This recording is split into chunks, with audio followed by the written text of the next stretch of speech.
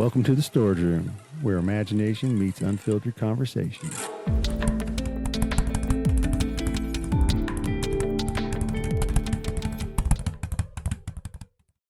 Today, we're thrilled to be joined by the dynamic duo behind the Thrasher House. Many of you already know the face of the brand, Jeff Thrasher, but we're equally excited to introduce the powerhouse behind the scenes, April Thrasher, who, as Jeff puts it, is the backbone of the company. Welcome, guys. What's up, Juan? Thank you. Welcome. How you guys doing? We're doing great. How are you, brother? Oh, I'm good. I'm excited. You and me too. I was the other day when Bachman canceled. I was like, oh, we could do me this time, but we could also do April this time. And she It took a bit of convincing. I almost bailed 5 minutes ago. She didn't tell me that. She didn't tell you that. Oh man, I know it's nerves, right? It's like, I'm not used to being in front of the camera for sure, so I understand completely. Yeah, I'll send emails all day, but he can call and talk to you. I'm fine with him doing that. I like being behind the scenes. Sure. So, what started the Thrasher House? What was the initial spark that made you both say, "Let's do this"? It really, when I really go back and think on it, it was New Year's Eve, 2019, about to become 2020. And I told my little brother, I am starting a company this year. Come hell or high water. I don't care what I'm starting. I'm starting a company. A few days later, my boss approached me and said, hey man, you got to do continued learning for work. And I was like, what do you want me to learn? I figured it'd be a level 3 or CWI or something. And he goes, man, it can be a word class, Excel class. Hell, Jeff, it can be a yoga class. It's like, well, I've always wanted to learn how to hit the speed bag. And I said it kind of jokingly. He kind of laughed and I didn't. And then here we go. We started speed bagging. And then COVID hit. I was planning on building a motorcycle company. Like that's my intentions were.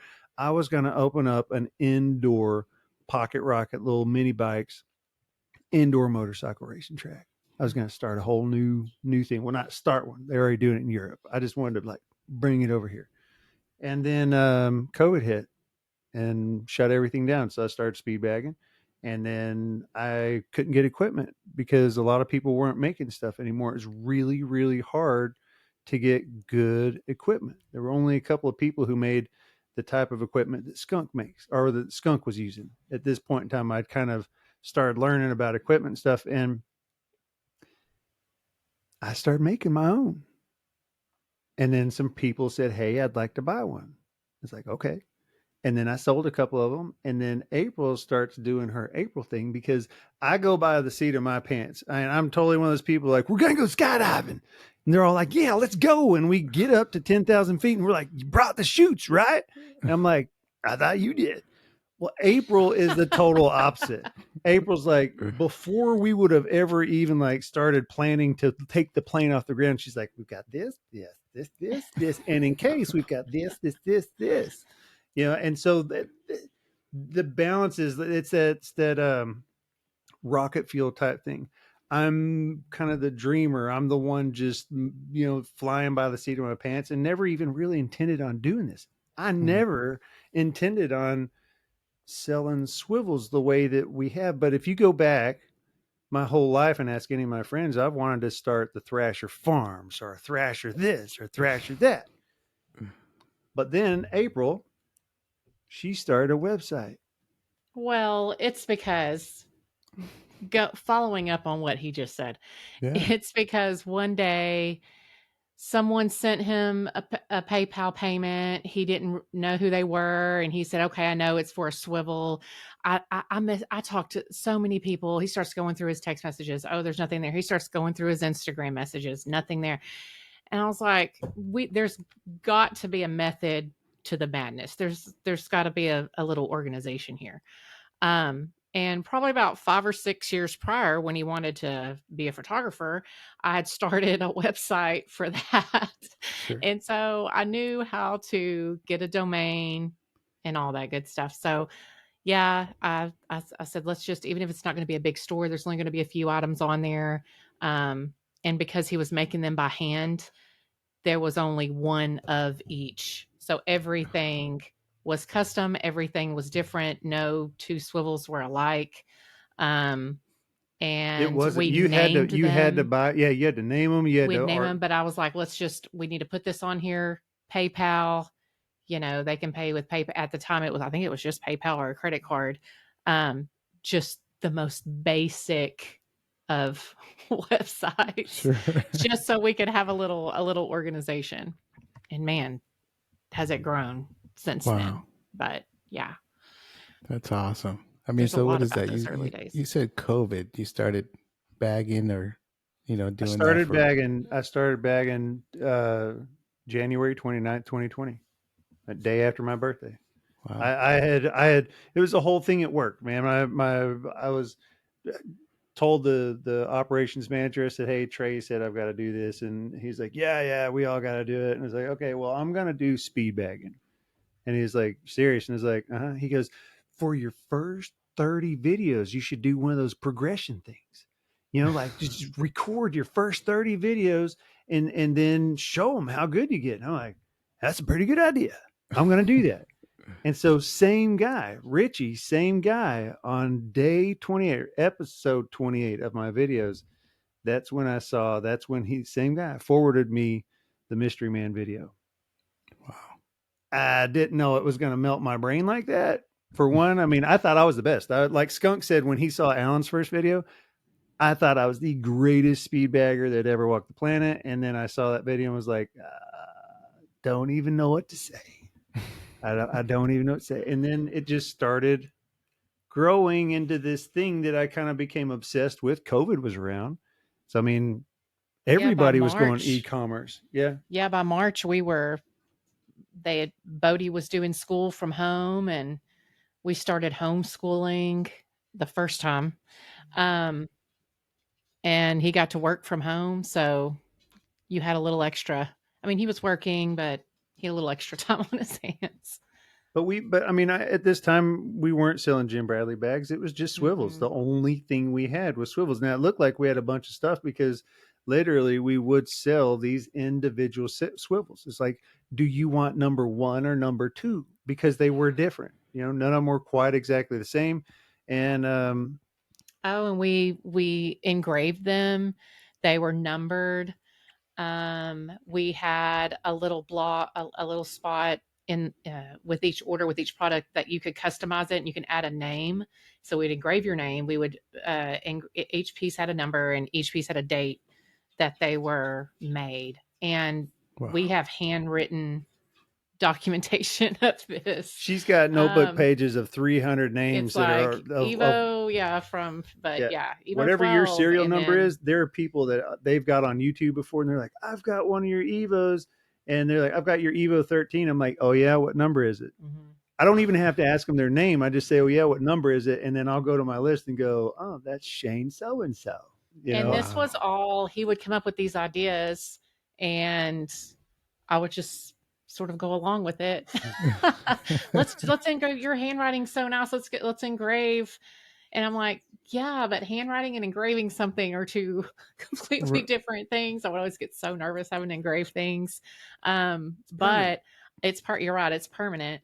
But I look back on it now and I think that's really cool and we used to hand stamp and handwrite on each of the boxes until we got, the boxes that we have actually right behind it, that we have now. But that stamp, actually, that's that stamp up there. I know it's kind of hard to see, but that's the stamp that we would stamp on the boxes with my handwriting. Yeah, the lettering. This lettering that's April's. That she wrote that because I made her do it. She didn't want to, but I was like, "Babe, hey, I really want you to write this. My handwriting sucks." And so she's like, I was like, "That's perfect. Leave it alone." I'm like, "You sure? That's awesome. Yep. You want to use that?" Yep. And it's everywhere. It's everywhere, man. That's beautiful. I mean, when coming up with the trying to write it on the top of the storage room logo for that, it's just like, yeah, no, that's unique. That's perfect. It's perfect. It's her. It's her. I'm So telling you. yeah. She doesn't. Everything She was always personal. downplays what she does. She's always like, I'm like, you're an amazing cook. You should like cook for the world. And she's like, not that good. I mean, most people don't know, right? They don't know that you're the behind the scenes. Like you are the backbone. Dude, seriously, when she goes out of town, my world's just, I'm just sitting here like, you want me to do what? Like go to this and go to copy that and copy and do this. And you know me, I'm not the digital guy. I'm out there with the tools in my hand and stuff. Oh, I'm he knows you're not the digital guy. I kind of I'm know. not. I kind of. Yeah, I'm like, I'm done, Juan. I'm done. That's right. I mean, one time I went out of town for, I don't know if I went up to East Texas. Anyway, I said, do I just need to put something on the website that we're out of the office Right. for a week? Yeah. And he goes, yeah. So we've got to show him how to do some things. Dude, she was having to kind of print stuff out and eat, or I don't remember how you even sent it. There were a couple of them that we had to come up with all sorts of ways to where I was printing from my phone because I'm like, I can't use your Mac. I'm a PC guy. He wants his little mouse and everything. Yeah. Right. Yeah. So I mean, Juan had to teach me the 2 fingers thing on the little keypad. No, you got to do this, and then this will pop up. I'm like, So I handle that end of everything. She does. yeah. She Yeah. does. I mean, I see how you guys complement each other. I mean, it is. I think we have a good dynamic. She's customer service. Yeah. She handles customer service. I'm definitely the face. Let me ask you about your quality control, like your attention to detail, as well as the ability to make something better. The EVO Swivel. Like, how did the name come about? The design? How many trials and challenges to even get to the EVO 14?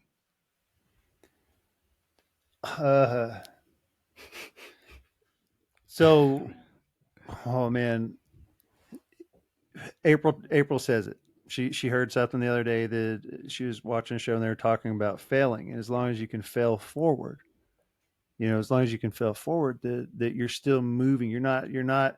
It's not destroying you. It's not holding you back. You're learning from it. You're moving forward. The only way that you truly learn things is when you fail.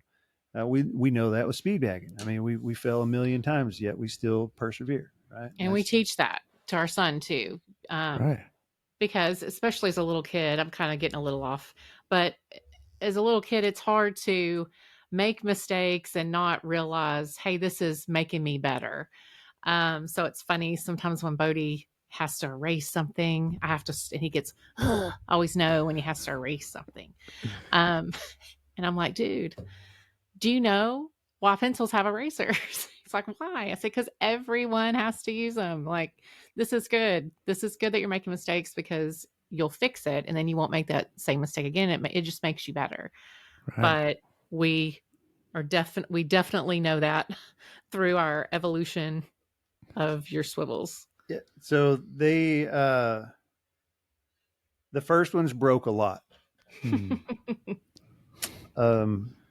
As a matter of fact, I made the very first one I sold. I sold it to the guy, and then I never spoke to him again for I say never. It was probably a month at least, because I didn't sell a lot of them. It was just periodic that people would just reach out and say, "Hey, man, I like what you're doing," because I started posting on Instagram me chopping these swivels up and making some cool little designs that were just for me. I was using Hobby Lobby craft store resin. It's not real strong. It worked well for what I was doing. And then people started asking to have them. And quite honestly, I didn't know any history of any swiveldom. Okay. That's the easiest way. I was ignorant. The only thing I really knew of was the U-hook, but I did kind of get introduced into this ball and hook game, but you couldn't buy one. You just could not buy one. I take that back. I finally found one on Amazon. It was the Forza Evolution. It was the only ball and hook that you could find anywhere on the market. And I bought it. And I called and told a friend that I bought it. And he said, buy me one. And I turned around and tried to buy it, and it was sold out and has never been in stock since. I really think I bought the last one that you could get off of Amazon. Wow.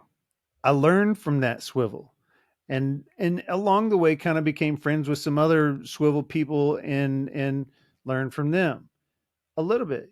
We share ideas with each other. And then I started making my own designs, and people started digging them, and we started selling them. But when you start selling something to the public, that is a whole different game than giving people swivels. People are paying you for a product, then they get it, and then it breaks. And they're pissed. Rightfully so. I mean, these were $60 pieces of plastic, and they're breaking on people. And I'm sitting there going, oh, God, I don't know if I have it in me to do this. It's heartbreaking when somebody reaches out and says, oh, man, your swivel broke on me. And I'm straight up by the name, Speedbag Spidey. He was the guy that was the make or break Jeff. I almost quit because of Spidey. He sent a video. He was like, I think the third or fourth swivel I ever sold to somebody. He sent a video of him standing there in his bag. He hits it one time. The ball goes flying right off of it. The core ball snapped right out of it. Hits the ground and lands in his arms. And he's just like, looks at the camera like, and I'm just like, because I was all excited, hey man, this guy's sending me this video. I'm going to get to see my swivel do some cool stuff. Oh no, that was not what I was expecting. And my heart broke, seriously broke. I'm like, oh my gosh. And he says, I just want my money back. So man, I said, well, hey, I just sent a swivel to Skunk and he's going to test it out. And if it gets Skunk approved, I'll send you one for free. And he goes, no, man, I just don't think we hit the same way. I want my money back. Now, granted, this was not Speedbag Spidey yet. Okay. He was still Rob at this point in time. All right. And so no worries, man. Said, you got to ride every different wave to figure out which one's right for you. I get it. No problem. Gave him his money back. Skunk got that swivel that I sent him. And he said, Skunk approved. And that was the one that made me commit to saying, all right, I'm going to sell these. It was actually like 2 months later, April talking about not knowing when somebody PayPals me. Yeah. It was Spidey. I'm sitting there, phone goes off, and I'm like, why did this guy just give me money? He didn't buy anything from me. Like, what's he giving me money for? And I reach out to him and say, hey, well, what are you giving me money for? He goes, I felt really bad about the way I ended things, and kind of talked about how he glued the swivel back together. And we have a term that we use. He said, I learned not to hit like an asshole. Because when I did that, the swivel worked fine. And I was like, those swivels aren't made to be beat on. They're different. And so that was one of these major failures that I pushed past. And I'm telling you, April, I cannot tell you how many days I probably ruined or just made uncomfortable, because when these failures happened, it's devastating to me. I take it so deeply personal that I will sit there and I would spend days talking to people, like trying to figure out where to get a better resin. Like, how can I make this better? How can I make it better? So we finally get to the point where we get like, and we start calling it the EVO, because this thing is just evolving. And it started out as kind of this shape, and that kind of changed it, kind of like always kind of morphing this swivel from one thing to another. And each step was a different number. And then we get to the point where you hit the EVO 14, and it goes from the EVO 14 to the EVO 14P, then the MP, then the X and XR. That one swivel is in itself has its own evolution chain. So we go from the point where we have plastic swivels that are breaking on everybody to make stronger swivels. The eye hook starts snapping out of them. And then I have to figure out how to get a better eye hook. And then we get to the point where we now have a stainless steel line. And now I'm about to release a whole new swivel that doesn't even have a ball and hook in it. It's a bearing swivel, which is something I said that I would never make. But hey, sometimes you just got to do what you got to do. And the name EVO, like, is that, who came up with that? How did that name come about? evolution. Somebody asked, somebody just said, he's like, what's your swivel? I was like, it's the Evo. And I just said it one time. It's like no different than when I named the grenade, the speed bag, the grenade, it was on that video that I made about the evolution of the speed bag. And I just said, we got the grenade over there, and that's all it took. Now everybody is the grenade, and that's why we put it on our website, the grenade. It's awesome. Which I mean, April loves it when we have like 100 bags show up, and she's like, "Yeah, oh my god, we got to take pictures of all these." No, because we're going to send them to Juan to have him pictures. I was to say, you understand what it takes to, and I'm not great at this, so I get them a little Canva app and I take the background out. I try to just make it as simple as possible. Like I say, when I say she does it all, dude, she's literally, wow. That's what I'm talking about. I mean, I've had to learn how to use Canva and apps like that. Not that I'm trying to, there's no ad or anything like that with me saying Canva, but it's just something that's really easy to use. But I had no idea how to do that. I'd never used Photoshop. I'd never designed a website. There's a lot, there's things that I still look up and I still have to Google and say, what is this? I was just asking you, like, what is RSS? Right. Spotify is asking me what is RSS. Right. It's just you're constantly learning. So I can either, which it's not in my nature to do this, but some do, I can either look at it as a negative thing. Like, I don't know anything about this. Let's get someone to do this for us. Or sure. I can look at it as a learning experience. And this is just something else I have in my belt and that I understand and I can do halfway decent.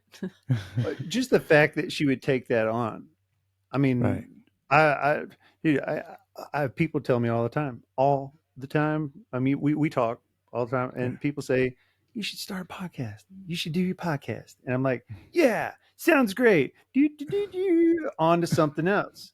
Juan and I talk about it, and Juan just does it. Juan's like, I got you. I'm down with this. Dude, April operates kind of the same way. And like I say, I can dream some stuff up, and then the next thing I know, she's doing it. She's working on it, and that's hard to come by. Man. You do the same thing, man. I mean, look at all the products behind you. Like, really, like, that's you. Your attention to detail. Again, all of that is you. So again, it's a balance, right? You both balance each other. So it's amazing. Which brings me to the next thing of like, time, right? Time is extremely valuable and cannot be replaced, right? And one of the things for me is like, like I said, I purchased the swivel. I finally pulled the plug, right? And it's been a while. I was like kind of like, I'm gonna get back to speed bagging. I'm gonna try it here and there. But I was like, I've been looking at this swivel. And so I bought it, right? And I heard that little tick, tick, tick, tick, tick. And I was like, man, I did something wrong. Did I install it wrong? Never heard that noise before. But yeah, it's like, it was your first ball and hook too, right? It was definitely. Yeah, okay. Yeah. And like I said, it was just one of those things where like, I was like, I don't know if I did something wrong. I recorded a video, send it in. And then it was like, let me just try the phone call. And I tried it. And Jeff answered, and, we spent about 45 minutes on the phone. And I know you're a busy man, and running a business and all. And you took the time. He took the time to just sit there with me, tell me, no, nothing's wrong.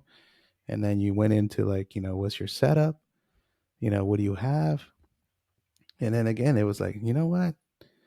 Is it the bag? Is it this? And you're like, well, you could try this. You could try that. I mean, you weren't trying to sell me anything. You were just trying to help me out. And to me, that's, like I said, I think I speak for a lot of people here when I say thank you. Thank you to the Thrasher family, for what you do for us and what you do for the sport. So truly, thank you. When I say the pleasure is ours, there's a lot that comes with this.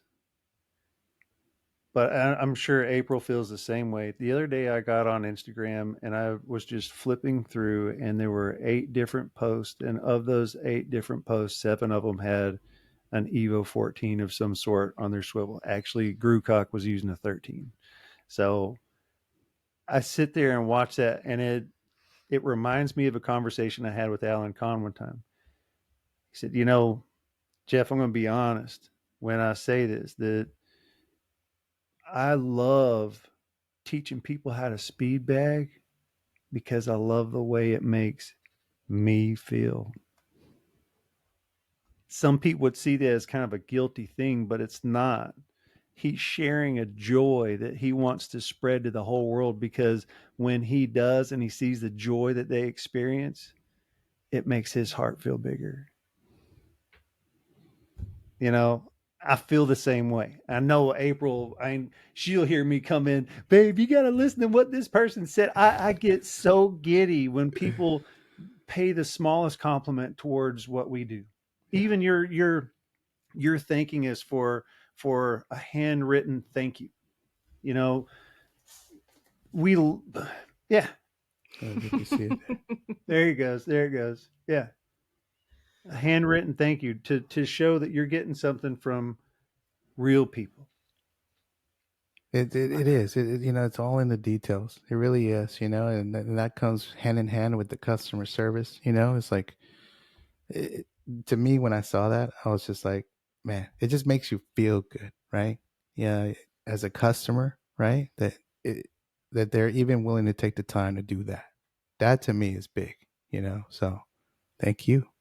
Well, good. We love to hear that. We may not be able to engrave and initial and sign, because that was one thing I left out. He would also initial them. We may not be able to do that anymore, but we definitely put we put our mark somewhere. And even if it's just a thank you, Yeah, yeah, or, special. hope, we have some people that are repeat customers, and, we'll say, hope you and, whatever your wife's name is, are doing well. Thanks again. We always just try to put something in there to let you know, hey, we remember you. We appreciate you coming back. Yeah. Yeah, Glad no, you it's great. appreciate it. No, yeah, no, it's like I said, for me, it was like, again, it's the little details that matter, right? So, And I mean, again, the even Jeff taking the time, like, to make a video, to send it to you, to be like, hey, try this, try that. Like, I mean, that's, again, another level of customer service, right? I Because you care. I can't. If you were to ask her how many times I've said, "Hey, babe, yeah, I'll do that in a second. I gotta go make a video for somebody real quick." I mean, it really, look at that look on her Yeah. face. She's just like, really? And I'm like, Another yeah. one. Well, and the thing is, he could be out there for 5 minutes or 2 hours. Right. So, You don't always get it on you the don't first always try. know. Yeah. But not only that, I don't think people this day and age, let's just be honest, no one answers their phone. No one really wants to take a phone call. You want to text me, you can text me anytime. You can email me anytime. I'm down with that. Jeff wants to talk to you. And even better, he wants to FaceTime you. He wants to look you in the eye. He wants to see what you look like. He wants to see your progress. Hey, FaceTime me, Send me call some me, videos. send me some videos. Right. And that's just him. It's not just him now. Whenever he was in radiation safety, he didn't have the luxury of being able to swipe, don't answer, Do not do not disturb. Yeah. disturb, block unknown calls, stuff like that. He had to take all calls, no matter what time it was. And he was fine with that. And he's always done that. The guys always knew, hey, I can't, may not be able to call my boss, but I can call Jeff because he's going He'll to answer. answer. And even if it's 5 a.m, he's going to get pissed off because you just woke him up and he's not an early bird. So they all knew you do not call Jeff for this time.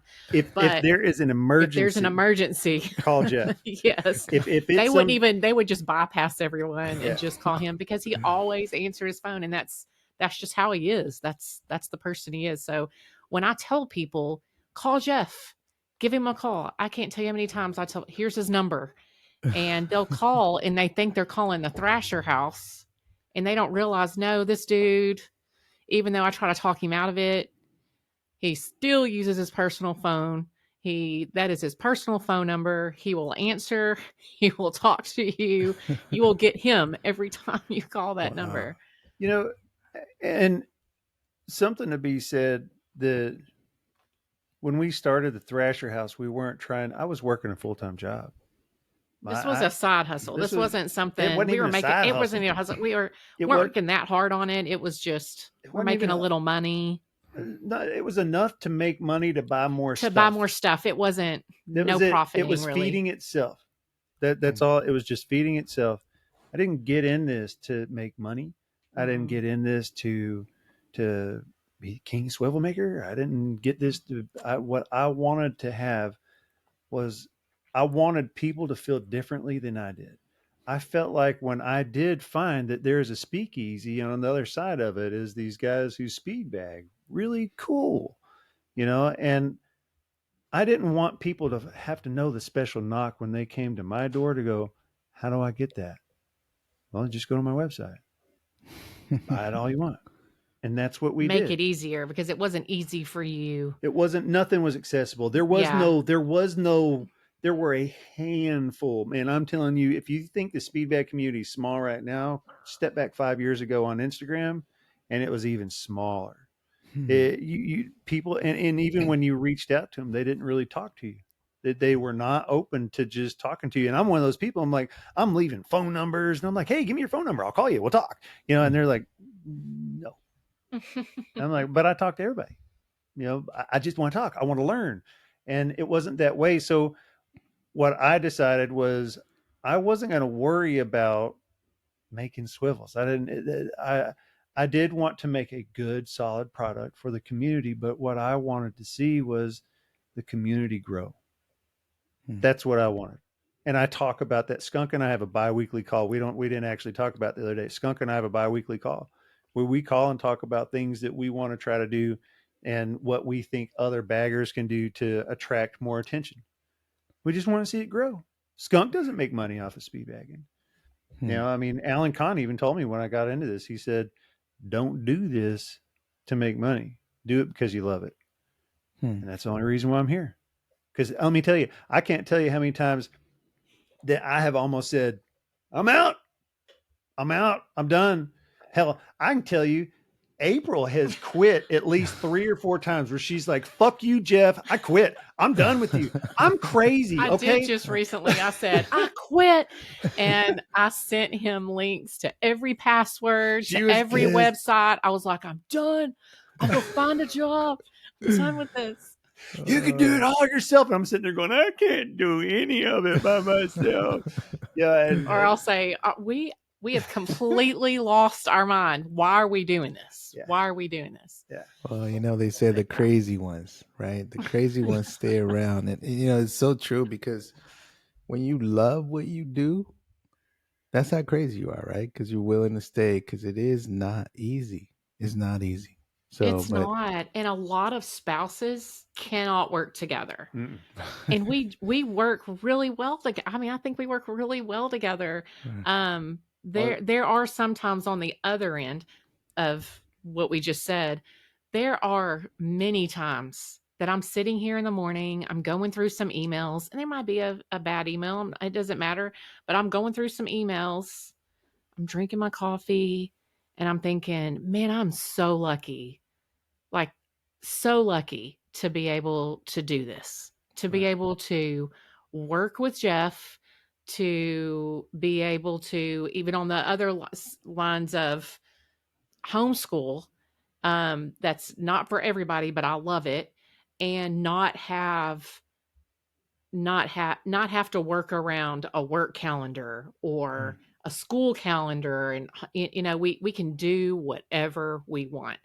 Um, that's definitely, that's not something everybody can do, and everybody even has the opportunity to do.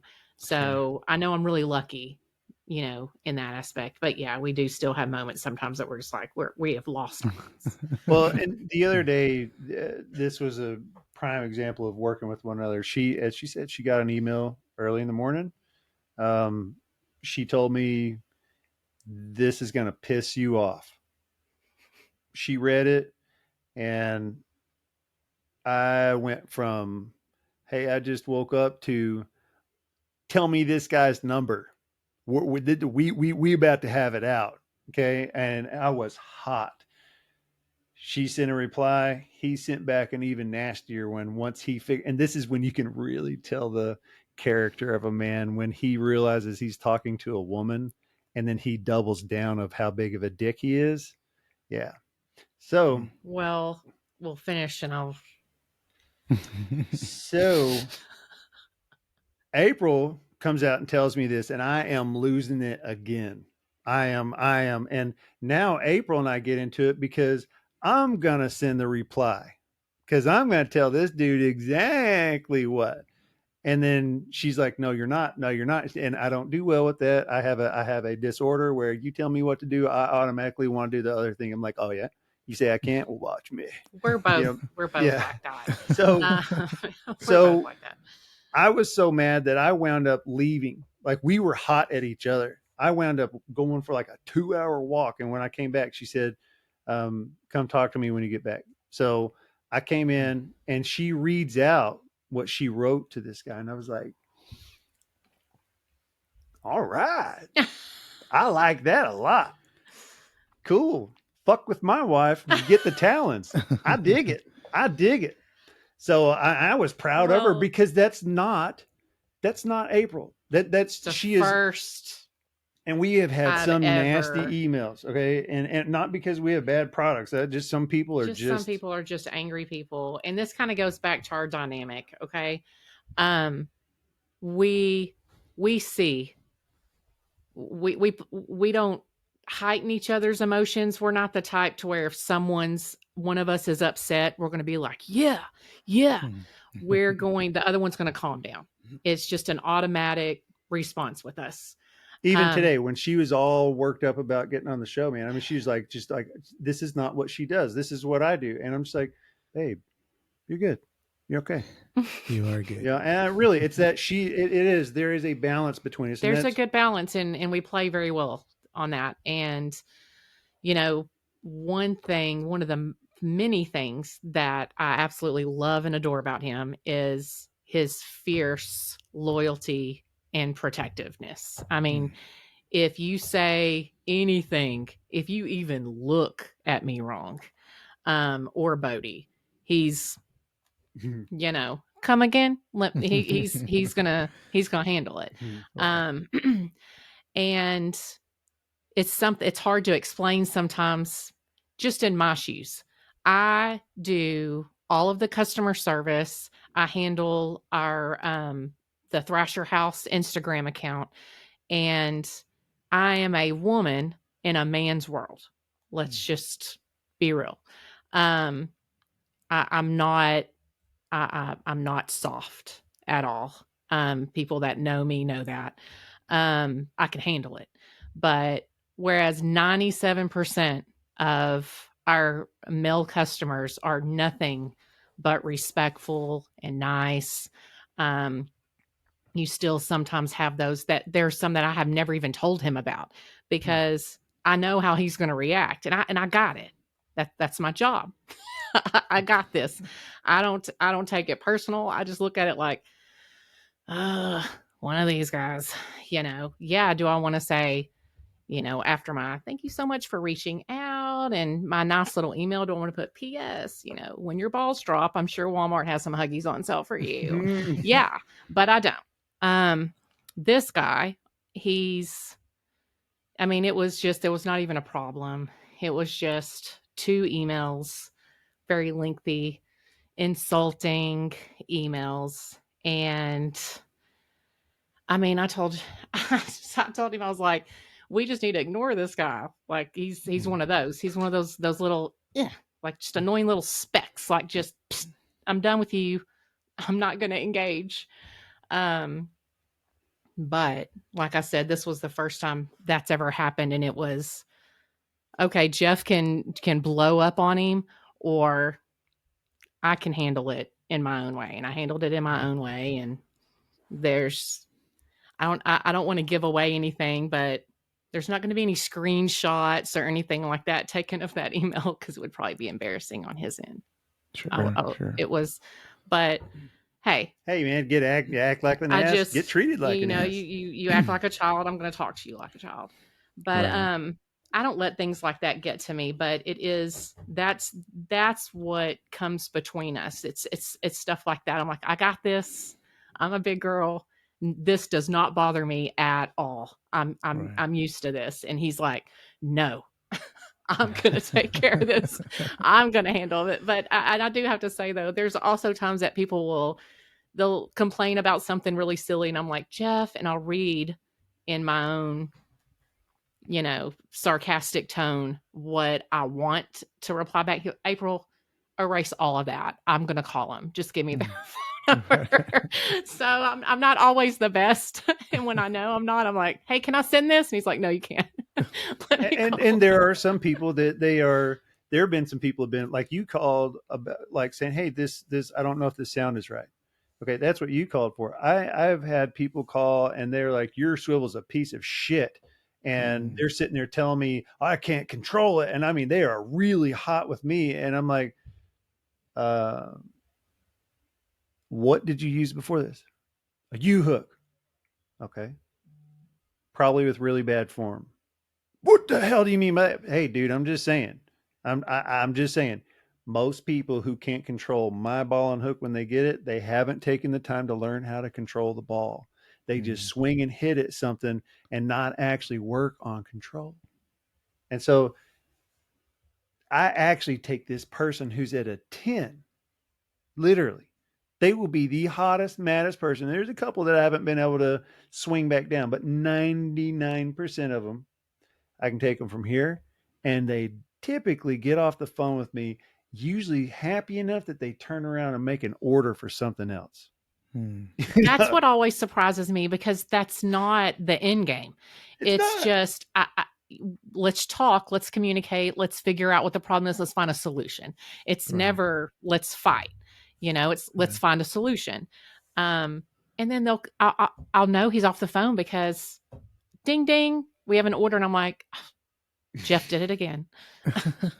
I'm not, I'm not we don't have a lot of people that are upset, so when it does happen, it is usually easier to, hey, let's talk about it. Let's figure it out. Let me explain how this works or whatever it may entail. But we don't have like this, we were just saying with this one guy, we don't have people that just complain just because it wasn't even anything to complain about, just to complain. It's always something that we can handle. Well,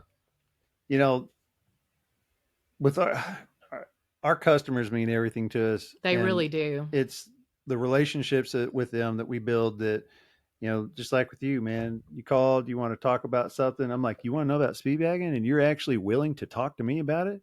Like that, and people don't realize that. You think, oh, he's willing to talk to me. And I'm like, no. Like, I'm always trying to find somebody to talk to about speed bag stuff, like all the time, so when somebody calls, they're like, I want to talk for an hour. Let's do it. Like, let me get in position, like I love it. She has to reel me in a lot of times. So like I'll see this head poking in out there in the shop. She's like, are you alive? Your family's in the house. Like still on the phone. I'm like, still on the phone, babe. I'll be there in just a minute. Or, we have an only child, and so there's sometimes that with everything going on, I'm like, I tag, like I need help. I need some alone time, overstimulated. And I'll kind of be like, hey, like high five, like I'm tagging you in. You wrap it up. Well, you guys definitely balance each other out, and that's amazing. And, again, we definitely thank you guys so much. I mean, I'm a customer, but now I'm a Thrasher family member. Part of the fam. Yes, I'm part of the fam, and I really feel it. And you know, I treat my customers that way. Anybody that calls me, to use my services is the same way. I had a phone call Thanksgiving, right before Thanksgiving, and they were like, "You came highly recommended," and I was like, "Do you mind if I ask who recommended me?" And they were saying, Jen, and I was like, oh, any friend of Jen's is my friend. Yeah. So what can I do for you? And Yeah. it's that customer service. That's why again I'm a big believer in that. Again, Jeff did not try to sell me anything. I'm a customer, and again, I ended up buying all this other stuff that it wasn't to improve. I was gonna get better overnight. It was nothing like that. But I just again thank you so much for what you guys do. I really do. Oh, thank you. We love it. That's why we do. do it. I mean, some days it's rough, but If someone had said, 4 or 5 years from now, you're going to know how Swivel works. You're going to, I can go down the list of things that we've learned through all of this. And it's all been great, Right. great things. But I think that's sort of like what it is about our relationship. Like we have, where we go outside of our comfort zone a lot. You have to. So Jeff, tell me what decided to call the podcast the Storage Room. What's behind the name? Do we have enough time for this? Do we? Really, we do. I mean, like you, even a lot of people ask, "What's your podcast about? What do you want it to be about?" Because things that I commonly talk about is speed bag stuff, and this past year, I've been working with a lot of people who've coming off of antidepressants. I didn't want to just name it the Thrasher House. I wanted it to be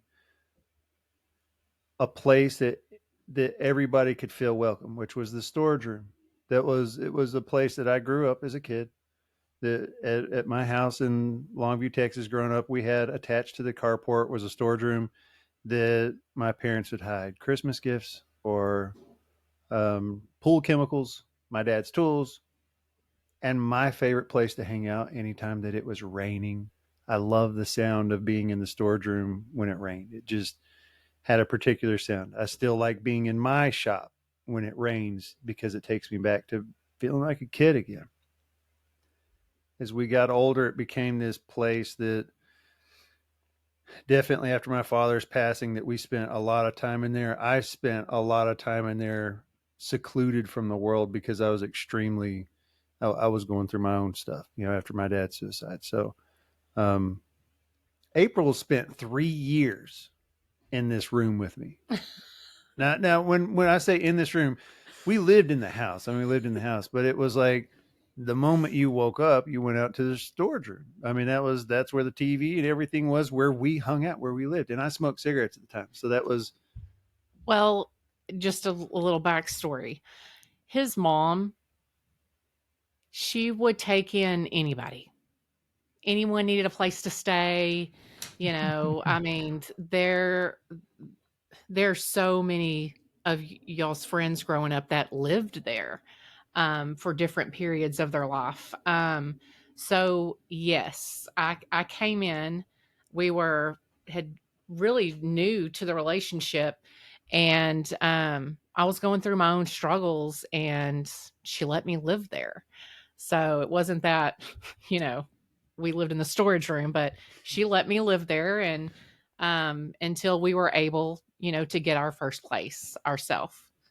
She says we till we were able till April was able to find us a place to live. She's like, because granted, do I want to live any longer in the house with your mom? She just no. knew, as much as I adore her, we need our own place. She just knew I wasn't going to. He wasn't going to. He needed that little push. So the timing was right and everything, and it didn't even seem like it was 3 years. Like when you say 3 years, I look back and I think, oh my gosh, that was 3 years. It didn't even seem like that long. But yeah, I met him. Well, I didn't really technically meet you in the storage room, but we started talking, in the storage room, but my sister was, I might be getting off, but my sister was a friend, and she introduced me to them, and she was like, let's go to the Thrashers. And I'm like, I mean, I didn't even know that was their name. I just thought, is this a group? Is this a band? Like, what do you, the Thrashers? Because you didn't say, hey, we're going to go over to Eric's. Yeah, you didn't. You didn't say, we're going to go to Lance's. We're going to go to, Jeff's. We're going to go to the Thrashers. Yeah. And anyway, it was a storage room. I mean, there was a love seat. There was a little window unit. There was even a vending machine. There was an ivy growing all, inside on the ceiling. And it was always dark. It was always dark. There was a little cat door. I don't know if the cat door came later. I think it came later. But cats. I was so allergic to cats. 12 of them. And there were, I mean, I'm telling you, when I say she took in strays, she took in human strays, she took in animal strays, like I mean, they had dogs, cats, snake. We had a squirrel once. Anyway, so this was unlike how I grew up. Okay. This was completely unlike that.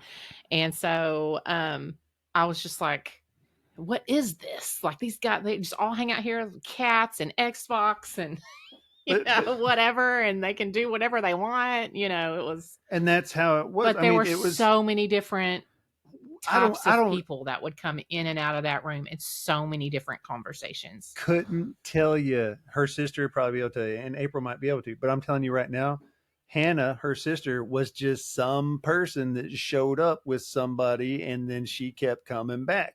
Like everyone else. That's just what everybody did. Like, seriously, man, people would show up. I'd be out in the storage room. Hey man, what's up? Is Lance here? No. And they would just sit down. Cool. Yeah. I mean, it's just, it's rare to come across a place like that you automatically just feel welcome. I mean, it doesn't matter if you're rich, if you're poor, if, whatever, you automatically feel welcome. You don't ever feel like you're out of place. And that was what was so cool about the storage room. Then you'd sit in there, and so many people would be coming in and out, and you would have religious conversations. And well, speaking of religious conversations, if you had a religious conversation and you got upset about something someone else said, it was always like, no. You don't get upset or you leave. This is an open, we openly talk about this stuff. We're gonna hear each other. Your side. But don't get mad because I don't feel the same way that you feel. So it was always done very maturely. These conversations. It was always just it would get heated sometimes too, but it was like you always knew where the line was. But anything, you could talk about anything. No one got offended, and if you did get offended, then probably didn't come back, and we probably didn't want you back. And really, because there were it was all about, I just want to be open. I want to know what you think, what I think, and let's try to learn and from each other, and on all kinds of different topics. It was the storage room was so much more because people would come over, and it was the driveway. It was the with the soccer tennis tournaments out there, Thrasher style. I mean, it was just the hub, and I guarantee you the conversations, one of my favorite things about the storage room, and I still have one of the boards that was nailed up to the 2x4s at one point in time, signatures. Everybody signed the walls. So there were just signatures from people all over the place. And the crazy thing, there were leaks all in the roof when it would rain, but there was this one leak that no matter what I did, it would always drip right on Little Leaks. And we call him Little Leak because Johnny Leak and Taylor Leak lived down the street, and Taylor Leak was a little brother, and we called him Little Leak. But where it said Little Leak, it always leaked on that spot. And I still have that board. I love it. I know it's that place. I had some really amazing transcending memories of that place, in the sense of, like, I remember just traveling through space, of like being a little kid and acting like that was my astronaut, or that was my spaceship, and I'm traveling through space in that thing. But then it became a shelter from when I was going through my depression with my dad. And I mean, I was bad.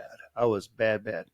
She helped me. And one of the things when I think about April and I's early relationship was she helped me come off of a fixer. And that was a very dark, hard period of my life. Equally as tough as losing my father, and terrible. When I think back on those days, I think back to the storage room. It is that and my Camaro are the two biggest thoughts that ring through my mind. And April is involved in both of those thoughts very, very much, because it was so when it came to wanting to name my show, I'm sorry, I'm walking around all over the place. No, you're good, man. It's explaining it. Is that I want my friends to come hang out at the storage room again. Simply put, come hang out. Let's just talk about anything, literally anything. Because some people would walk in, they'd be like, I got a raise at work. And another one come in, fuck my girlfriend. I am sick and tired. I mean, just really it could be just one extreme to the other. And a lot of times I felt like kind of a counselor because I was one of the older ones that was always there, because most of the people that were there were my little brother's friends. They were 4 and 7 years younger than me. So me being 22 years old, still living at home because my father's passing, and me wanting not, honest to God, I couldn't support myself in the mental sense at the time. But I'm the oldest one there, so you got all these younger guys around, and I just became the big brother to all of them. I think that's one reason why I am the way I am with all these speed baggers too. When they come in, I'm just like this. Like I was telling Skunk, the speed bag concierge. I want to be the guy that just that anybody can just feel welcome. Just going, I want to talk to this guy and understand that I'm going to lead you in all the directions that you need to go in. So I wanted the storage room to be a comfortable place for everybody to come hang out. That's awesome, man. I know when you first told me. Sorry. Go ahead. Sorry. Go ahead. He gets a little bit of that from his mom too, because his mom is the first person that I'd ever met that you could have the most off the wall idea and she would figure out how to make it happen. Wow. Like she was just but she might tell you like, that's insane, but she would figure out if it was something that meant a lot to you, then we're going to make it happen. This is what you need to do. We'll go here. We'll talk to this person. She wasn't afraid to reach out to people that, she didn't even know. She wasn't afraid to, honestly. So I see so much of that in him, because she was the same way. I didn't know his dad, but I mean, she would just talk to anyone. She wanted to have that personal connection with you. That's awesome. Yeah, no, like when Jeff told me, like, hey, what do you want to name the podcast? And he goes, The Storage Room. And I was like, me being in marketing, I was like, storage room, that's where you like put stuff away and forget about it, right? Like, why would you want to call it that? And so it's great. If anybody's wondering why, I mean, I'm glad that they got to find out why. And again, they're welcome and talk about anything they want to talk about. Anything, everything. Man, anything and everything. That's awesome. And here's a question to both of you. So like, Jeff back then, right? In that storage room at that age, April back then at that age, right? Like when you guys met and in that storage room, like what would be the advice that you would give yourself today? Jeff from back then to today, April, the same thing. Oh God. So much, but I don't even know where to start. Buckle up, bro. Buckle up. Oh my gosh, there was so much going on back then. I don't even know. Like, maybe to tell myself to quit overthinking, like just chill. And I'm a massive overthinker. Invasive thoughts. I mean, I had a lot going on in my personal life at the time. I feel like we vibed which this is a whole other podcast in itself, but we vibed because we were both very broken, different ways, but we were both very broken. And that was something that we had in common, even though, like I said, it was very different ways. And we bonded over that, and we protected. It's like I'd never had a relationship with anyone else where I automatically just felt so protective. And I feel like you were the same way. We just were like, we've got each other. I got you. You got me. So I don't know. That would be something I'd really have to think about. It's a great question, but it's something I have to really think about because there's just so much going on. Two things. I tell everybody this, and it's something that I've learned far later in life than I wish I would have. You need to learn to have better conversations with yourself. That's a big one. I find so many times we talk so negatively with ourselves. We are our own worst enemy. When you hear people say that, you damn right. Because we'll sit there and tell ourselves we can't, or we hope, and we try. Eliminate those words from your vocabulary. You'd be amazed at the things that start happening in your life. Hope shows signs of lack. That you almost guarantee this isn't going to happen. You're opening the door for that, right? So have better conversations with yourself. Second thing that I would say is, I'm going to cheat right now. And I'm going to tell you, at 38 years old, you're going to have your only child. And you're going to be scared shitless. And that's okay. We were never going to get married. And you're going to do great. Kids. And both were the best decisions we ever made. But you look back now and you just think, oh my God, what was I thinking? But that it all happened when it was supposed to happen. And maybe that's my answer. Maybe everything will happen when it's supposed to happen. And with my own personal struggles I was going through at the time that I continue to go through until my 30s, maybe just telling myself, you're enough, you're good enough, and just to know my worth, Guarantee she never knew that back then that she was going to turn out to be this woman of like the powerhouse and backbone to the Thrasher House. She wouldn't have had the confidence. She just didn't. It was when she came to the storage room, we sat there and had a talk one day, and I had to tell her to do something that was probably the most uncomfortable thing she'd done in her life, and she did it, and I was proud of her for doing it. And then she decided to come live with me, which was damn hard too to come. She committed to come live with a crazy guy. I mean, seriously, I had gotten fired, quit my job, whichever way you want to see it at that point in time. It was a little bit of both. And quite honestly, I was selling weed because I was crazy out of my mind. And I couldn't hold a normal job. And I'm good at selling weed, or I was back then. You didn't sell it; you just told people you had it. That's all you had to do. You just have to distribute it. So, but when she came on board, dude, she was coming on board to somebody who was saying, hey, not only, you can kind of leave the situation you're in, but will you come over here? Because for someone who I'm not good at asking for help, she's not good at asking for help, but I directly asked her for help. I said, I'm about to come off of a Fexer and it's going to be ugly and I need help. Dude, she endured the worst 30 days of getting to know somebody that you could ever face. And right from the beginning, and it's one of those things of like, I've learned if you air all your screwed up stuff right from the beginning, like, hey, I am fucked up in every which way like this, you know what you're getting, So she everything from that point was, kind of downhill. There was some uphill stuff too, but I mean, it's just, I don't think we had a choice but to show our cards, show our hand, show our vulnerabilities.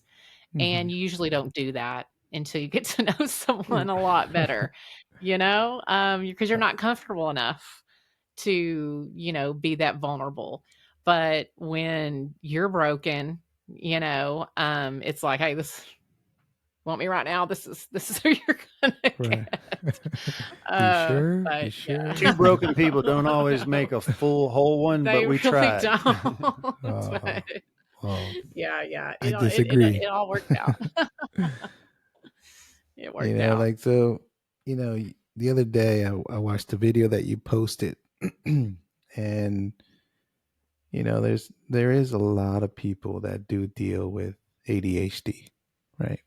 And my wife has a little bit of that. I could see that where it's hard to focus, right?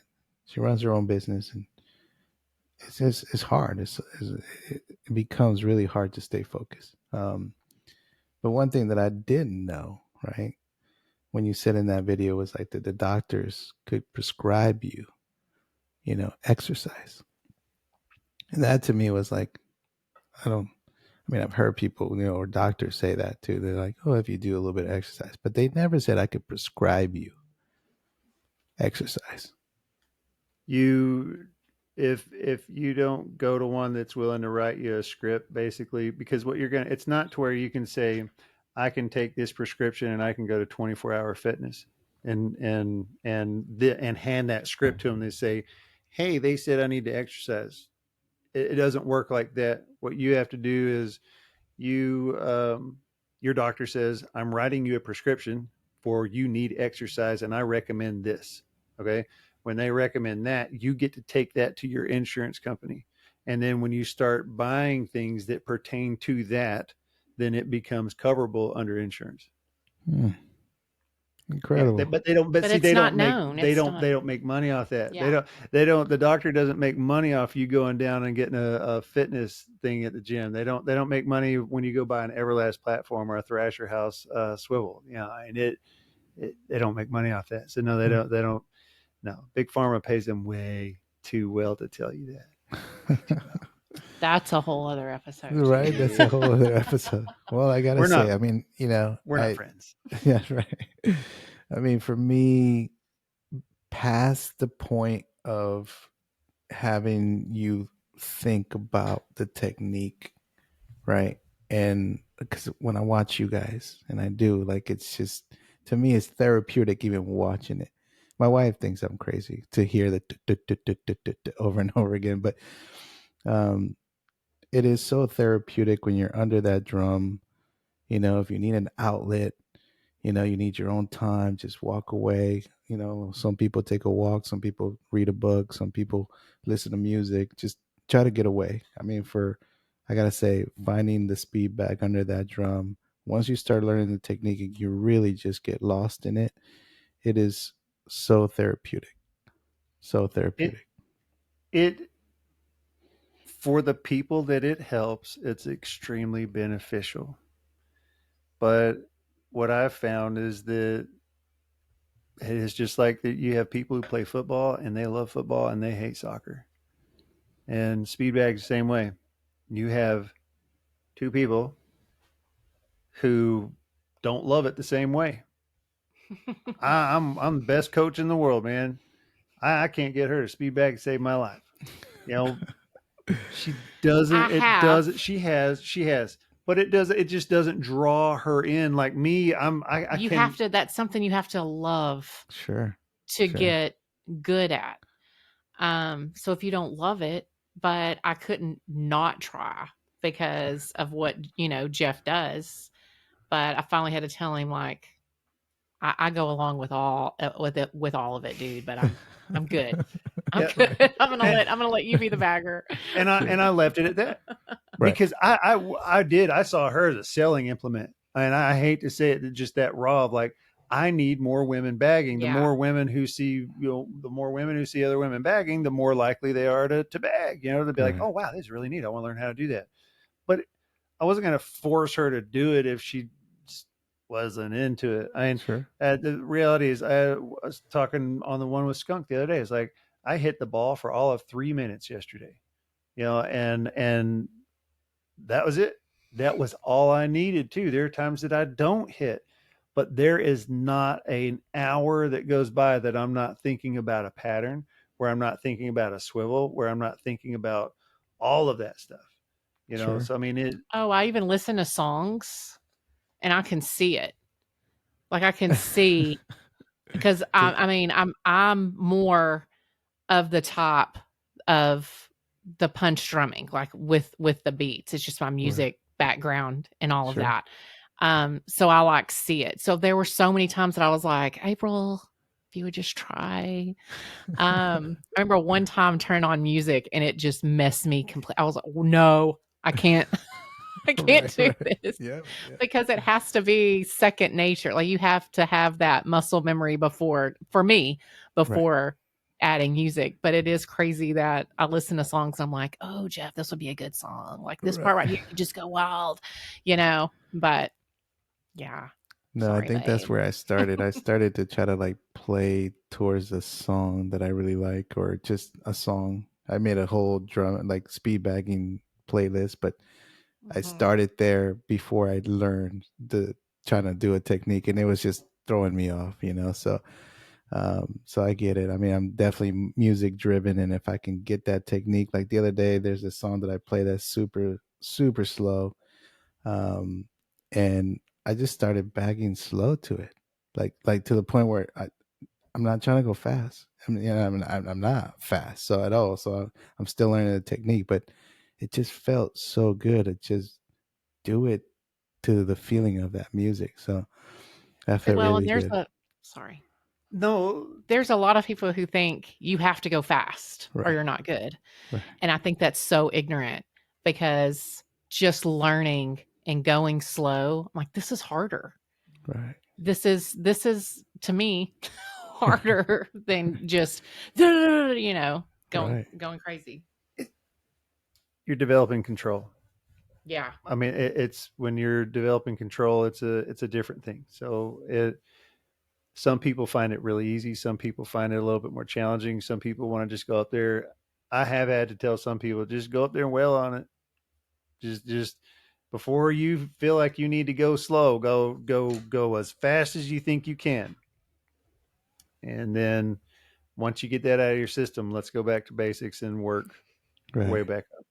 Right. Because like you right now, man, you're working on elbows. Your entry level elbows, and you're finding that flow between that down and out and starting. It's where I was like, all right, now bring in the in and out. I'm like, all right, you got that. I'm one that I will encourage when I see people hit a certain spot. I'm like, I will encourage them. All right, take the next step. And some like, oh, I'm not ready yet. I'm like, yeah, you are. Trust me. I know. I can tell in your form. You may not feel like you are, but trust me, you're ready. Just do it. You know, um, No, I I love love that. teaching I stuff. really do. It's like, so yesterday when I was like, okay, I'm ready to learn elbows, and I literally did not want to practice. I literally wanted to record myself the first time trying it. Like Mhm. I didn't. It wasn't take 35. It was literally the first time I tried, and I just again the main reason I made that account was really just so I could watch my progression, right? So it was literally the first time I tried it. I didn't edit it. I didn't do anything. It wasn't take number 10. It literally was the first time, and it just felt good to just put that out there because again, it's like you said, going through a new technique, learning, enjoy the journey. Like I love it. See, I, the other day I thought that I watch Albert and all those guys and Brandon and all them, and I'm like, man, they're really learning some cool patterns, and I haven't been focused on learning any patterns. All my attention and bandwidth, everything has been on production. Right, I've got to have these swivels so that I can get all this stuff to these guys, and um, it the other day though that I did find myself working on this one move, doing it a couple of different ways, and I was like, I like that. So I mean, I'm 5 years into it, and I'm still coming up with stuff, that I'm trying to work on, grow on. I don't spend as much time though working on really complicated stuff. I work on changing some of my flows. Oh, who was it? Speedbag Spidey was it Spidey that did that reverse infinity roll the way he was doing it? Somebody did that and I was like, I never thought about trying it like that. Yeah, and it what we're seeing now, 10 years from now, what people are going to be doing, uh, these guys are so good, and they're just getting it. They're just getting to advance so fast, and so So I love that. uh, You said that 10 years ahead, right? Like, what would that look like? And before we get into that, I want to say, Speedbag and B says hello and he loves you guys. oh He man, he Oh, we texts love me. him too. He texts me every day. He's one of those that just every morning, how you doing, bro? How's bagging yeah, going? And yeah. um, today we were chatting, and I said, hey, podcast episode number 2 is going to be recorded today. He's like, who's going to be on there? And I said, dude, that's Jeff's podcast. That's up to him to let you know if he wants you to know. But it's a surprise on my end, right, for you to know that. So, but he definitely said, I think I know. I think Jeff told me. So I said, hey, I didn't say anything. I said, hey, but he goes, tell him I said hello and that I love them. And I was like, I will for sure. So, Aw. you know, Man, um, he was but my look, first student, there you go, man. First student. first He's amazing. very first student. That's He great. he is one of the reasons why if you need confidence, Brandon's one of those guys that He is a great support. yeah, I He mean, is. He a is. great support. He and is. He's I such a great mentor. Hmm. love that I mean, every time I get off the phone with him, love you, brother. I mean, it is a strong. There is And no I can question. tell he'll say, I love you too, man. And I'm like, was that Brandon? Yeah, that was Brandon. Nice. Nice. That's awesome. But Yeah. like, going to the looking ahead, um, where do you see the speed bagging community heading? Or where do you want it to go? So this is me being as open as real as I can. Okay, I think that boxing has taken the speed bag as far as it's going to. Hmm. That if it was going to grow into some grand sport, it would have already. We've already seen guys like Muhammad Ali, Roy Jones Jr., just go down the list, Mayweather, all of them, Teofimo. I mean, really, go down the list. All these great baggers doing this amazing stuff on there. But the boxing community, for one, doesn't truly embrace the speed bag like we do. They see it as a functional tool. We see it as an art form. It's just different. And what I see moving forward is you're going to start having contests between baggers to where you have two people step up on stage and they do a showdown. Show me your best moves. You're going to have more of a break dance type thing. Um, I think there's going to start being a separation between a true separation. And Skunk and I talked about this in great detail of why we want to. And he was the one who said the name. He's like, Alan Kahn always talks about, that we all hit to our own rhythm. We all hit to our own rhythm. So I want to call it rhythm bagging. And I was like, oh, I like that. I like that a lot. I've found that since we've started using that word, and when I talk to people out in public and they go, what are you into it? I tell them, some of them I've started saying real rhythm bagging, and their interest leans in. They're like, what is that? Whereas if I say speed bagging, they automatically think that I'm a fighter of some sort. And I don't want them to think that way because I don't, never have. That's not what I'm into. I'm into that silly little ball, you know. But I think that you're going to start seeing differences like you do in dance. You have tap and more your ballets and classicals. And I am saying it now. I'm not a punch drummer. I'm not. When I try to be perfectly on time, I suck. I've practiced this. I suck. But what I have been developing is my own style, which is what I call rhythm bag and dance. When you watch my arms, when you watch the way that I move to the song, it is more of, is it called contemporary? Yeah. Of like, it's not, when you're tap dancing, it's on a beat. There are certain things, it's on a beat. But there are certain people when they're doing that more of a contemporary dance that they get to move and flow however they want, and it's not fixed to this beat. Whereas when you watch Alan Kahn, he is on this beat. That is the way his mind works. Mine doesn't Hmm. work that way. And I'm showing that to the world that there's a different side. And even you're slow bagging to music. You're slow bagging. Who slow bags on something that has the name speed in it? You don't go slow on something that's supposed to go fast. Well, that's why when we call it the rhythm bag, it can go whatever damn speed I want it to. And I think that you're going to see these cultures start split. Man, I got a message on the last podcast from this guy in where did he Georgia? Was he in Georgia or Mississippi? I don't on the top right now trying to pull it up. I'm just like no. I think it Biloxi. something like it was. They're Bilbo Baggins is what they're calling themselves. They're the something baggers. They're oh my gosh, I'm gonna feel so bad afterwards. But the fact that there's a group of dudes there's a group of dudes getting together and they're calling themselves the Bilbo Baggins. I'm like, Nice. This is awesome. Because most of us we do this alone and in our garages or out in our shops, and it is just such an alone thing. One of the things that is going to happen is that someday there's going to be an app made. I'm calling out to the universe, like somebody else wants to help me with something else. Let's do it. There's going to be an app made that links all these baggers together. And Instagram has been a great tool for that, in my opinion. It's where I send most everybody like, hey, if you don't know these people, you need to go check these people out. Like you've got to like just God, if you just go to the people who comment on my videos or like my videos, you're almost automatically going to meet all the baggers. So it's Tim Platt. He's bringing out the Speed Demon 2. So we're about to start counting punches accurately again. And the way that we're lighting up platforms and people are creating their own stages, you're doing it. You're doing it with your stuff. Everybody's creating their nest. They're building their nest. They're building their stage.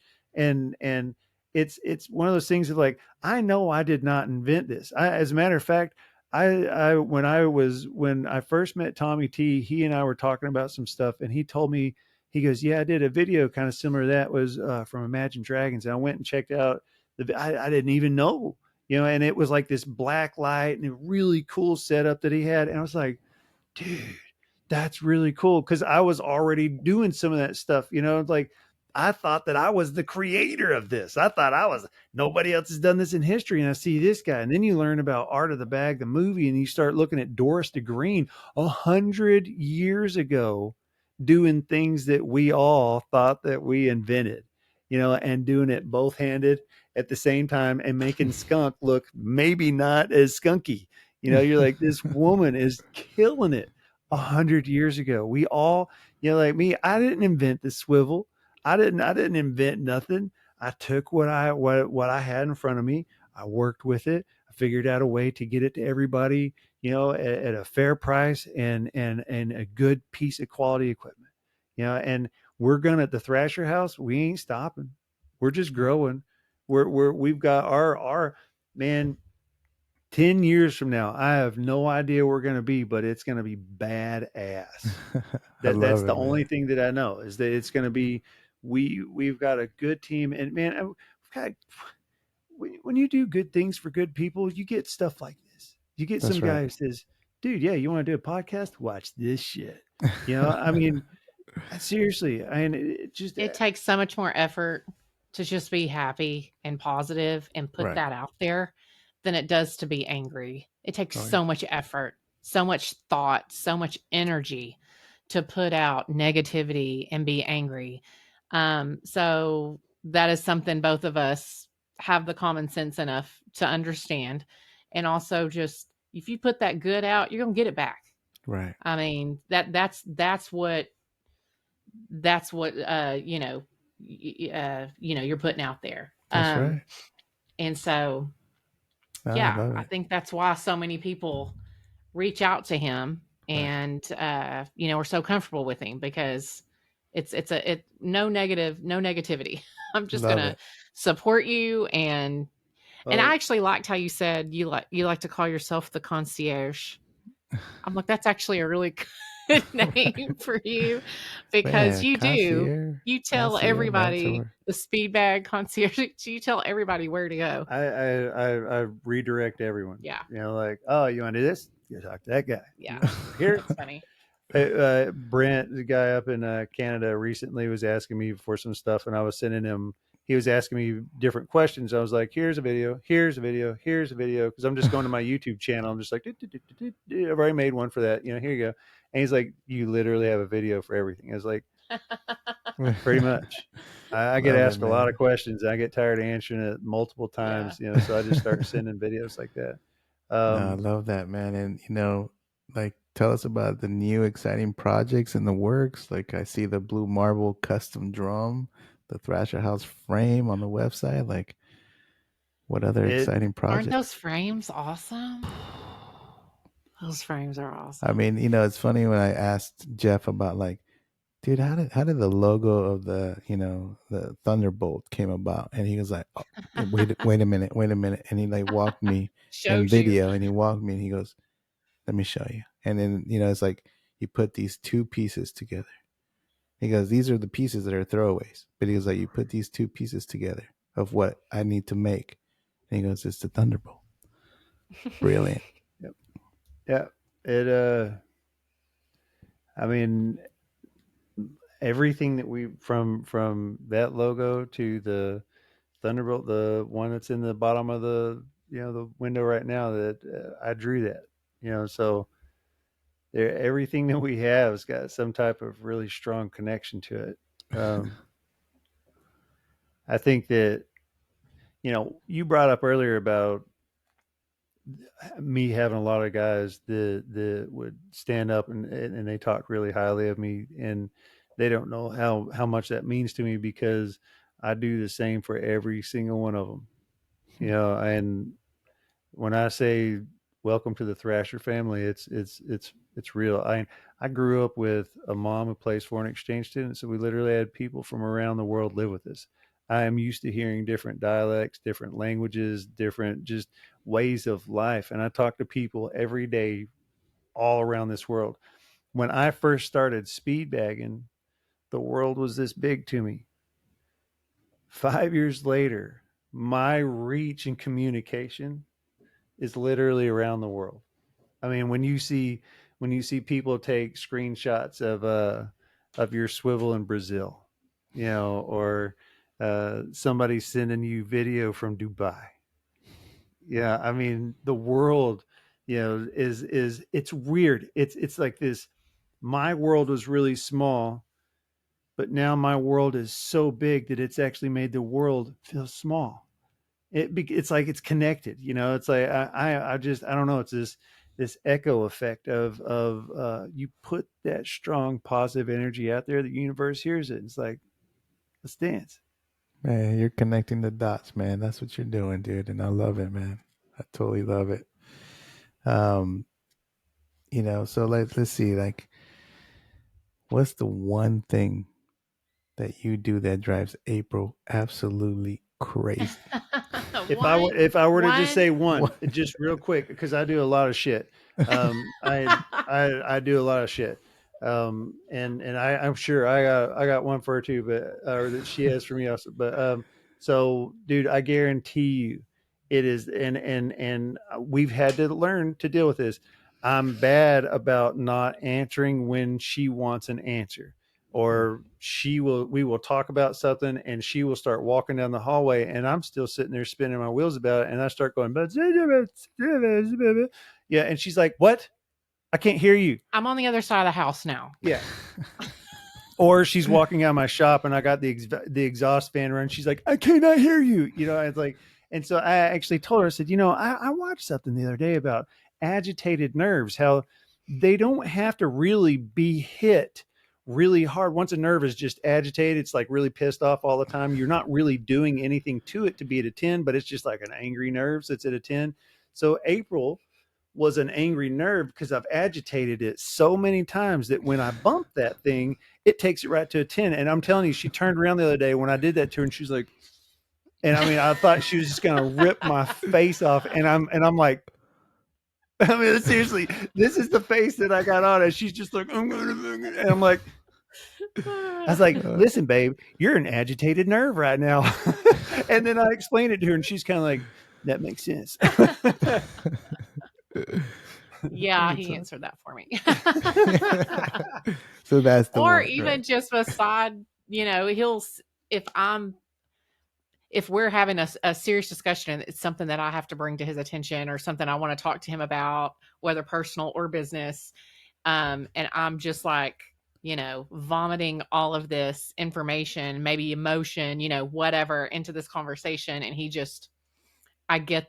I'm like, were you listening to me? And he's like, I've got to think about it. I've got to think about it. I'm And he's more like, instead of, I'm a reactor. And sometimes he is too, but when it comes to me though, he does take a beat, and I'm realizing that now, like that's respect for me. That's not not him just not listening to me, but I'm just like, dude, okay, fine. But I want to finish talking about this by the end of the day. Sometimes I can say things that are not real nice. Okay. You always know where you stand with Jeff. So sometimes, and I understand this because I'm the same way, the delivery isn't the best. And that's what I'm doing. And it's when I'm sitting there and I'm just like, well, she's like, I just said all that and you got nothing. And I'm just sitting there like, I'm probably look like I'm wanting to just like rip her face off also. I'm just like, and I'm like, I'm trying to figure out how to say this. It's not going to make it worse. So yeah, sometimes I like want an answer, but I'm like, I don't have anything for you right now. Yeah. Like I need a minute. Yeah. And there are times that really, hey, and we've talked about this. April says about me, I'm notorious. And I do this to people when I send them WhatsApp messages. You and I have been having a conversation in my head for at least 30 minutes. And I have told you all the things that I need you to do. And then I start like literally on WhatsApp message and then as if you were already there with me for 30 minutes. And then people are like, what the hell are you talking about? I'll do that to April. I'll just be like, I will just start talking as if I have been speaking the whole time. So yeah, I mean, I love it. I love it. Yeah, there's a dynamic there. All right. So here's another one. Like, if you had a superpower for running your business, what would it be and why? How to manage money? Seriously, because that's if you said, hey, what's your weakness in running your business? How to manage money? It is a childhood, and we both have it. It is a childhood forced, almost trauma type thing because we both grew up of, we can't afford that. We can't afford that. We can't afford that. Big families, hand-me-downs. 6 kids in my family, 4 or 5 in hers. So yeah, it was we weren't taught how to balance checkbooks. We weren't taught how to invest. I mean, everything that we've been doing as a business and things that we've done right, things we've done wrong is because of our fears with money. I mean, it's kept us to where we haven't just lost our ass, but it's probably also prevented us from taking steps that we could have a little sooner. It's spending it. You're right. It has kept us, in the safe zone, but to grow, you have to get out of that safe. You got to spend. There's a reason people say you got to spend money to make money. Right. And we committed to this being our business, this, and I don't think everybody knows that, but we are not working an outside job. This is it. And so now we've got to spend money to make money, and it's so scary. So we both just want to go, no. Can someone make those decisions for me? Right. Yeah. Well, you guys are doing great. Like I said, we all thank you for everything that you do bring to the sport. The quality, the customer service. For me, I'll speak for so many, I'm sure, is that we thank you guys so much, and we really appreciate you guys a lot. And again, I'm part of the family, and this is a pleasure to do this for you guys. It really is. And I'm inspired by you guys, so for closing thoughts, what's the one piece of advice that you give an inspiring entrepreneur or couples that are looking to go into business together? If you can't talk about money, you probably shouldn't do it. Like there are some couples can't talk about money with each other, period. There have been some pretty intense conversations with us. It is one of the greatest downfalls to almost every relationship. I mean, money is a serious, Yeah. serious thing. If you can't talk money, um, you know, with a couple, you've got to be able to do that. You've also got to have real moments. One of the things that April and I had was when we had that, when we both got into that, we both got really heated over that customer the other day. We both acknowledged that we allowed an outside entity to come into our world that wasn't that big of a deal and completely rain all over our day. Wasted that whole day. It ruined I mean, it and for some people us. don't look at days like that. You can't get that day back. Like that's a day in your life. It's gone. You can't get back. So sometimes you have to be present and acknowledge that fact. Along that, I would say you need to learn how to pick your battles. Maybe tell yourself, is this going to matter in 5 years? Like, do I really need to be having this conversation? And also, I'm a bit of a control freak about things. I like to be organized. I think anyone with anxiety, I can relate to this, because anxiety and your invasive thoughts can get a little out of hand, but it's really, I don't know if I'm going to explain this correctly, but in a way, your mind, anxiety in your mind is telling yourself, I'm protecting you. But in reality, it's coming up with every scenario. What can go wrong here? What can go wrong here? To protect you. And I've had to learn to shut that down and tell myself, I cannot predict the future. I do not know what the future entails. So I can't create scenarios in my head of what can go wrong because it could also go right. So, what I would say is take each day one step at a time, focus on what's in front of you, do the best you can, and then proceed. Don't overwhelm yourself with everything that can go wrong. I've just started doing that. We've been doing this for a while, but I've just started just can't control that. Gonna roll those dice. Because it's all about rolling dice and just seeing what happens. And as long as you're prepared and as long as you've done the best you can, you have a greater chance of a better outcome. And if you don't have a great outcome, you know what? We're failing forward, right? We're failing forward. So we're going to fix that. We're going to find a solution and then we're going to move on. You can't just let it go crazy in your head. Love it. Man, April taught me this and I practice this. Sometimes you need to ask yourself the 3 questions. Yeah. Does this need to be said? Does this need to be said by me? Does this need to be said right now? That third one. Yeah. That third one Timing is can be everything. really important. Okay. Yeah. And I'm telling you, there are times that you have to learn to read your partner. Is this the right time to talk about this? She knows that there's times not to talk to me about certain things. First thing in the morning, I'm not the best reactor. Okay. I'm not. So learn to read your partner.